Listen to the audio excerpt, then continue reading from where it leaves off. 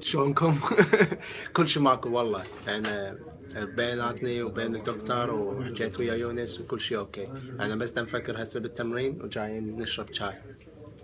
يعني ماكو موضوع غلط، الموضوع اخاف احد يحكي هيجي، الموضوع اجى ياسر شرح لي اياه وكانوا يعني ماخذين غير نظرة عليه. الدكتور مسوي يعني غلط منه انه حاكي ويا الدكتور الرجال راح موصله غير شغله. دخل تاني بينت وجهات النظر ورجع الولد هنا يتمرن ويانا وهسه قاعد بالعلاج وقاعدين قاعده حلوه وهذه شوي نروح للتمرين.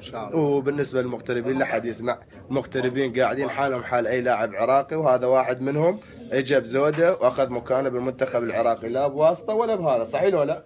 فالحكي هذا كله تفنيد، كل من له حق ياخذ حقه، صحيح ولا لا؟ صحيح. شفت عمي بالمنتخب شيء يعني واحد اثر عليكم؟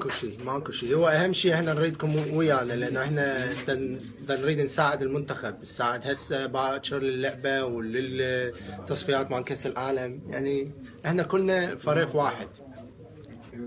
فهمتوا؟ لا حد يحكي من كيفه، هذا المنتخب منتخب العراقيين جميعا، ومن حق اي لاعب عراقي يجي يلعب بالمنتخب، لكن بشرط يثبت نفسه، مو صحيح؟ يعني اي واحد، كل واحد، ليس حق التجارب، وانما لاعب يجي ياخذ مكانه، الاخ يجي اخذ مكانه، هواي لاعبين يجوا اخذوا مكانهم.